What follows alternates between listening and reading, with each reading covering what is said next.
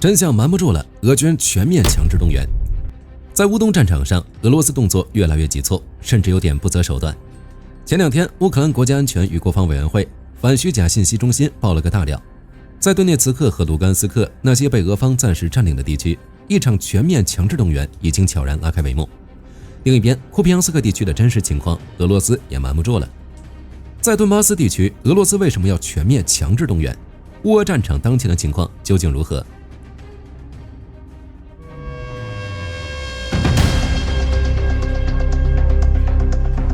俄軍前線缺人，这是大家都知道的消息，但火力軍也没想到俄羅斯去到這個地步，為了打仗臉都不要了，竟然在頓巴斯進行強制徵兵。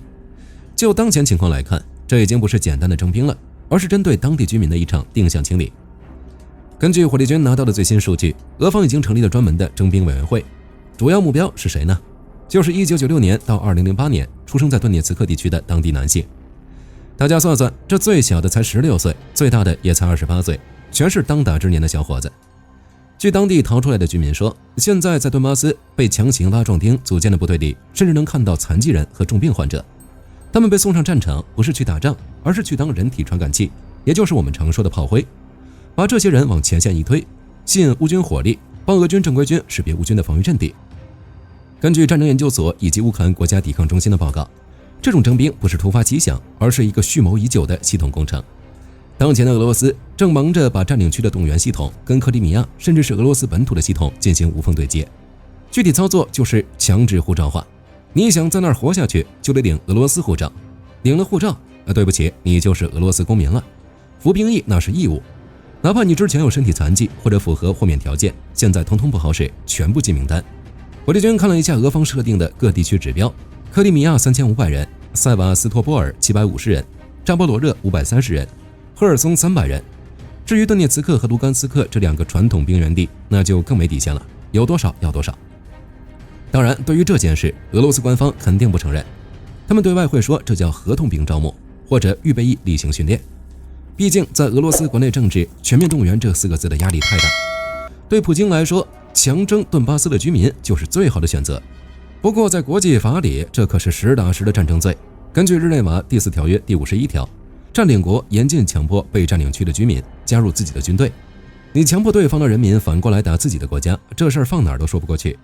聯合國和國際刑事法院已經記在小本本上了，就等後期清算。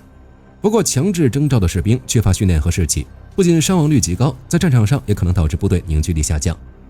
俄羅斯部隊指揮官已公開承認其危險狀況，動員人員來接受體檢或全面訓練。俄羅斯的操作只會無功而返。至於普京，火力軍總感覺他不在意自己犯罪。俄羅斯缺兵已經缺到喪心病狂了，看看庫皮扬斯克的戰果就知道了。這裡的真相已經快要蓋不住了。英國軍方最近收到了一份情報評估報告，在庫皮揚斯克的戰鬥中，烏俄雙方的戰損達到了1:27，也就是說，烏克蘭每損失1名士兵就能擊斃27個俄羅斯人。現在，就連一貫說話留3分的戰爭研究所都改口了，他們指出，烏軍已經基本收復了庫皮揚斯克以及周邊的大部分地區。雖然俄羅斯軍方高層還在那兒硬撐，發假消息說庫城還在控制中，但這其實是俄軍認知戰的一部分，目的是想給美國看，你看我還能贏，烏克蘭趕緊投降吧。結果現實啪啪打臉，在庫皮揚斯克，現在的俄軍士兵日子過得極其淒慘。由於指揮系統混亂，很多小分隊被孤立在城市廢墟裡。烏軍現在也不急着搶攻，就圍着你，讓這些俄軍士兵在飢寒交迫中自生自滅，比用導彈轟炸更划算。其他幾個熱點地區也是類似的場景。紅軍村方向，這裡目前是烏克蘭壓力最大的地方，俄軍步兵正頂着大雪，沿着鐵路和礦場瘋狂推進。但這只是表面瘋狂。火力軍分析，俄軍在中短期內依然很難取得實質性突破。他們這種自殺式進攻，主要是為了配合政治上的博弈。第聂伯羅方向，烏克蘭最近打了一個漂亮的小規模反擊戰。根據諾爾報告的消息，烏軍已經成功收復了奧列斯托皮、奧列克西伊夫卡等3塊失地。雖然俄軍之前占了幾個村子，但烏軍馬上就打了回去。這種陣地反覆易手的拉鋸戰，說明雙方在這一帶其實是僵持不下的。俄軍在這裡的進攻更多是為了策應烏東主戰場，想分散烏軍的兵力，只是結果沒有什麼用。戰場上打不贏，俄羅斯就開始動起了歪腦筋。烏克蘭國防情報局發出警告，俄羅斯正在考慮襲擊烏克蘭核電站的關鍵變電站。這不是要炸核反應堆，而是要切斷核電站的外部供電。大家都知道，核電站如果沒有外部供電來維持冷卻系統，那分分鐘就會演變成切爾諾貝利那樣的慘劇。但俄羅斯已經狗急跳牆，他們想通過這種核訛詐逼烏克蘭簽下不平等的投降條約。國際原子能機構的總幹事格羅西也證實了，過去1周，烏克蘭5個核設施附近都拉響了空襲警報。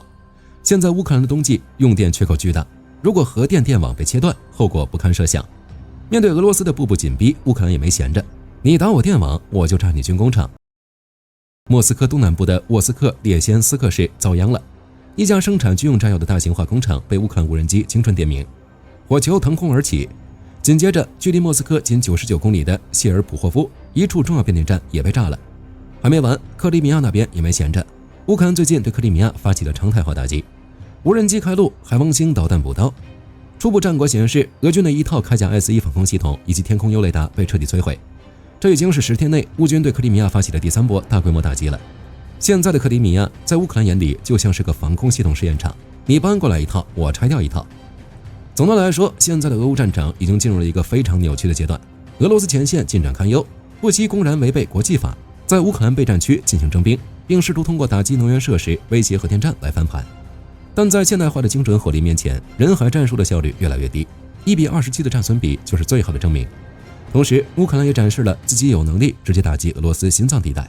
這場仗打到現在，已經不單純是武器的較量，更是國家耐力和國際道義的博弈。接下來戰局會如何演變，火力軍將持續關注。本期視頻到這兒就結束了。各位覺得庫皮揚斯克的真實情況，俄羅斯會不會承認？可以在視頻下方留言，大家一起討論。最後不要忘記點讚關注，我是火力軍，下期見。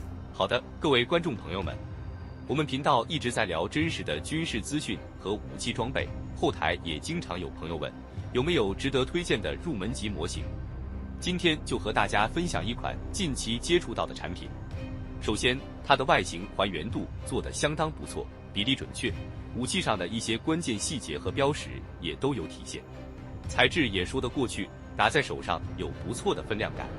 其次，它具備一定的可动性，对於理解基礎操作原理有一定幫助，讓它不僅是個靜態摆件。